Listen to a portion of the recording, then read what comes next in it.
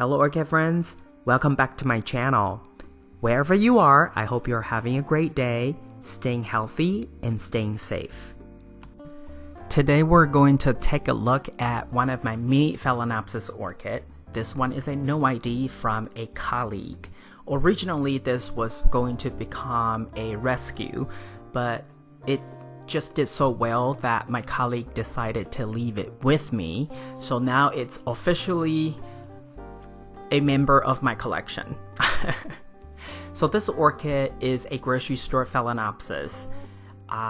This bloom cycle, it gave me 2 spikes like last time as well. So I think this orchid has a tendency to produce double spikes. Now, this time around, for some reason, one of the spikes buds somehow are blasting. They were all blasted, but the other spike was completely fine. So I don't know if this is like its own way of doing, natural selection. Maybe. I don't know what went wrong, because if it's environment or if it's just somehow something I did, they should all blast it. But the fact is one spike was okay, the other one not doing so well. So the good spike, the good buds continue to open, mature and open, but the other spike just kind of looked really sad. And here's another photo, the buds just completely shriveled and dried up. I didn't really know what happened. And if you also have similar experience, let me know and what you have done or what you think might have happened, because I honestly don't know why. So I went ahead and cut it off. But then because it has 2 other branches, so I was hoping that it would continue to grow, and it did. So later you'll see some photos about that. Now, this orchid doesn't have any fragrance, but I really like its color. It's that very saturated purple fuchsia color that I love. And it also is a very festive color. In general, this orchid I think is very hardy because, ever since I successfully rescued it, meaning from looking all stressed out to now producing so many leaves, and now it also has very, very abundant of roots inside the media. I think it's on its right track to become a really reliable bloomer. And here's another photo that the branches continue to grow.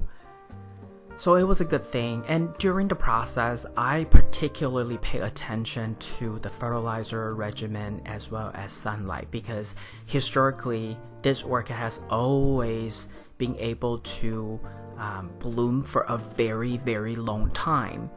So that's exactly what I did. I gave it enough light, a little bit more fertilizer, and adequate water. And this time around, I can tell you, from beginning all the way to the end, this orchid was in bloom for a total of 9 months. And later you'll see that the branch also continued to produce more buds to eventually in full bloom. In terms of water amount, I gave it 1/4 cup of water. And because this orchid was repotted into its current setup, and that is in a 16-ounce container with drainage holes at the bottom, but I also put a couple ventilation holes around the side of the container. You'll see in this video clip here. This cup was originally a semi-hydro cup, but then I converted it by drilling more holes at the bottom and then more ventilation holes on the sides. And the roots are really healthy, lots of roots that I pushed into the media, and then they just continue to grow. So this orchid really is liking its new home. And toward the bottom of the medium, the color is darker because I had just watered it maybe 2 or 3 days ago at the time of the video.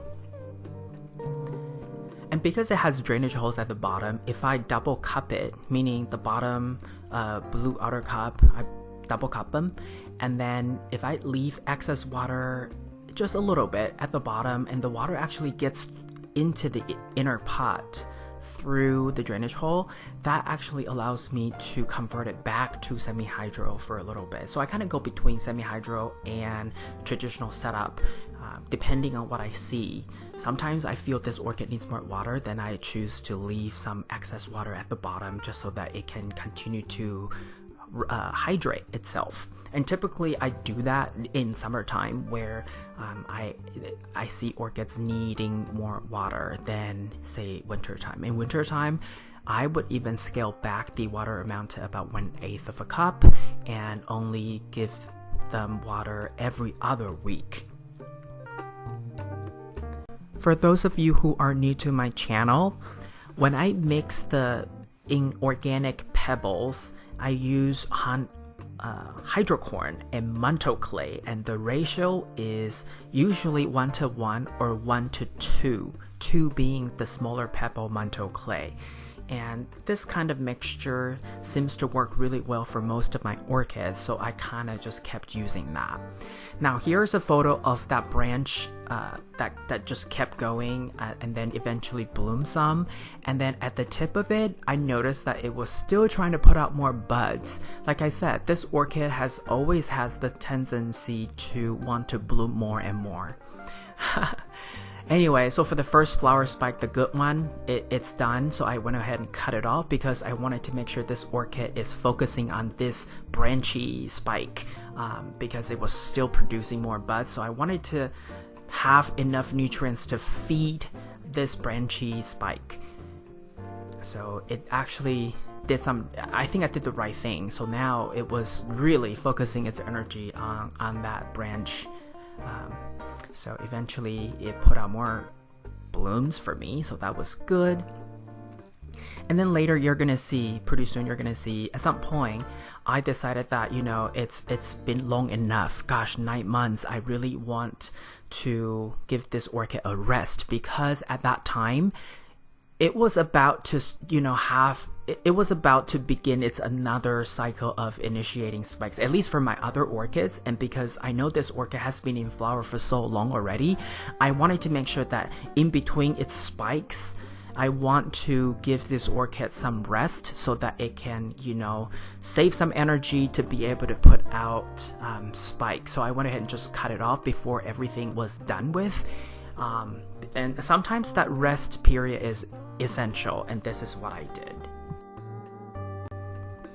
This is all I have for you today. If you like this video, please give it a thumbs up. And if you would like to get more orchid related videos from my channel, please subscribe and turn on the notification. I want to wish you happy growing, and I will talk to you in my next video. Ciao!